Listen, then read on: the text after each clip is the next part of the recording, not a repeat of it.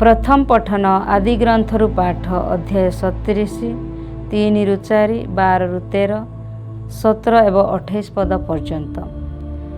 देख आसुअछि से स्वप्न दुष्टा, आस आमे ताहाकु हत्या करिबा। अन्यन्त संतानक अपेक्षा जोसेफଙ୍କୁ इस्राएल अधिक प्रेम करुथिले, कारण से थिले तांको वृद्धा अवस्थारे संतान। एथिपई से ताकु लंबा लंबा कुरुता देउथांती। सेमाननको अपेक्षा पिता जोसेफଙ୍କୁ अधिक प्रेम करुथिबा देखि भाई मानकर असह्य ହେଲା। ସେମାନେ ତାଙ୍କୁ ଘୃଣା କରିବାକୁ ଲାଗିଲେ ଏବଂ ତାଙ୍କୁ କଥାଟିଏ ବି ଶାନ୍ତିରେ କହୁନଥିଲେ।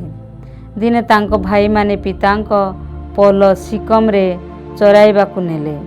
ଇସ୍ରାଏଲ ଯୋସେଫଙ୍କୁ ଡାକି କହିଲେ, ତୋର ଭାଇମାନେ ତ ସିକମରେ ଚରାଉଅଛନ୍ତି, ତୁ ସେମାନଙ୍କ ନିକଟକୁ ଯା। ଯୋସେଫ ଯାଇ ସେମାନଙ୍କୁ ଦାତାମରେ ଭେଟିଲେ। ଦୂରରୁ ସେ ତାହାଙ୍କୁ ଦେଖି ସେ ନିକଟକୁ ଆସିବା ପୂର୍ବେ ସେମାନେ ତାହାଙ୍କୁ ହତ୍ୟା କରିବାକୁ ଷଡ଼ଯନ୍ତ୍ର କଲେ। ସେମାନେ ପରସ୍ପର କହିଲେ, ଦେଖ ଆସୁଅଛି ସେହି ସ୍ୱପ୍ନ ଦୁଷ୍ଟା, ଆସ ଆମେ ତାହାକୁ ହତ୍ୟା କରିବା ଏବଂ ଏଠାସ୍ଥ କୌଣସି ଗାତରେ ପକାଇଦେବା। ପରେ କୌଣସି ହିଂସ୍ର ଜନ୍ତୁ ତାହାଙ୍କୁ ନାଶ କଲା ବୋଲି କହିବା। ଦେଖାଯାଉ ତାର ସ୍ୱପ୍ନ ଶକ୍ତି କେତେ। ଏହା ଶୁଣି ରୁବେନ ତାକୁ ସେମାନଙ୍କ ହସ୍ତକୁ ରକ୍ଷା କରିବା ପାଇଁ କହିଲା, ନା ତାକୁ ଜୀବନ ନେବା ନାହିଁ। ରୁବେନ ପୁନଶ୍ଚ କହିଲେ, ରକ୍ତପାତ କର ନାହିଁ, ତାକୁ ଏହି ନିର୍ଜନ ପ୍ରାନ୍ତରେ କୌଣସି ଗୋଟାଏ ଗର୍ତ୍ତରେ ନିକ୍ଷିପ୍ତ କର, ତାକୁ ହତ୍ୟା କର ନାହିଁ। ତାଙ୍କର ଉଦ୍ଦେଶ୍ୟ ଥିଲା ସେ ଏହିଭଳି ତାଙ୍କୁ ସେମାନଙ୍କ ହସ୍ତରୁ ରକ୍ଷା କରିପାରିବେ ଏବଂ ଗର୍ତ୍ତରୁ ତାହାଙ୍କୁ ବାହାର କରି ପିତାଙ୍କ ହସ୍ତରେ ତାଙ୍କୁ ସମର୍ପଣ କରିପାରିବେ। ଯୋସେଫ ସେମାନଙ୍କ ନିକଟରେ ପହଞ୍ଚେ। ସେମାନେ ତାର ଲମ୍ବା କୁରୁତା ସଙ୍ଗେ ସମସ୍ତେ ବସ୍ତ୍ର ଉତାରି ଦେଲେ ଏବଂ ତାକୁ ଗୋଟାଏ ଗର୍ତ୍ତରେ ନିକ୍ଷିପ୍ତ କଲେ। ଗର୍ତ୍ତଟି ଶୁଷ୍କ ଥିଲା। ଏହାପରେ ସେମାନେ ଭୋଜନରେ ବସିଛନ୍ତି, ଦେଖିଲେ ତଳେ ଇସ୍ରାଏଲ ବଣିକ ଗିଲିଆଦରୁ ଓଟରେ ସୁଗନ୍ଧ ଦ୍ରବ୍ୟ, ଗୁଗୁଳ ଓ ଗନ୍ଧରସ ନେଇ ମିଶର ଦେଶକୁ ଯାଉଅଛନ୍ତି। ଏହା ଦେଖି ଜୁଦା ତାଙ୍କ ଭାଇମାନଙ୍କୁ କହିଲା, ଆମର ଭାଇକୁ ହତ୍ୟା କରି ତାହାର ରକ୍ତପାତ କରିବା ଦ୍ୱାରା ଆମର ଲାଭ କ'ଣ? ଆସ ଇସ୍ରାଏଲ ଠାରେ ତାଙ୍କୁ ବିକ୍ରୟ କରିଦେବା, ତାପରେ ଆମେ ହସ୍ତକ୍ଷେପ କରିବା ନାହିଁ, କାରଣ ସେ ହେଉଛି ଆମର ଭାଇ ଏବଂ ଆମେ ରକ୍ତର ରକ୍ତ।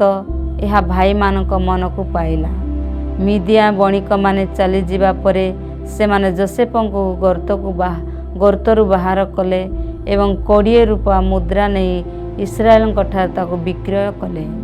ଏମାନେ ତାହାଙ୍କୁ ମିଶର ଦେଶକୁ ନେଇଗଲେ। ଏହା ଈଶ୍ୱରଙ୍କ ବାକ୍ୟ। ଈଶ୍ୱରଙ୍କ ଧନ୍ୟବାଦ। ସାଧୁ ମାଥ୍ୟୁଙ୍କ ଲିଖିତ ସୁସମାଚାରରୁ ପାଠ ଅଧ୍ୟାୟ 21 ପଦ ସଂଖ୍ୟା 33-43 ଏବଂ 45 ପଦ।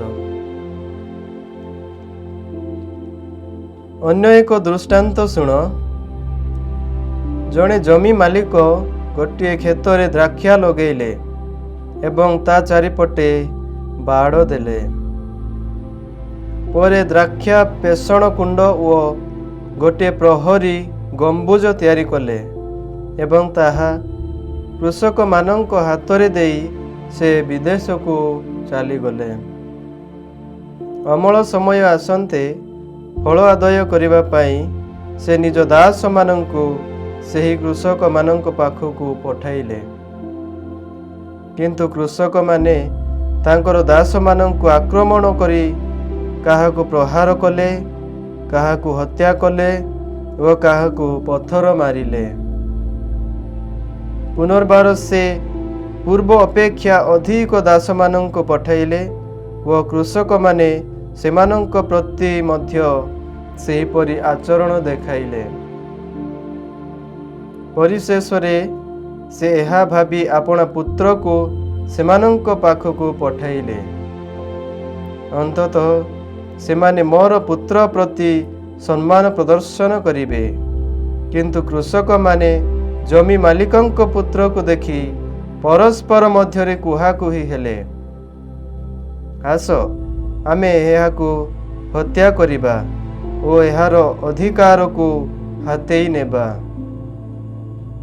ତହୁଁ ସେମାନେ ତାଙ୍କୁ ଧରି ଦ୍ରାକ୍ଷା କ୍ଷେତର ବହିଷ୍କାର କରି ହତ୍ୟା କଲେ।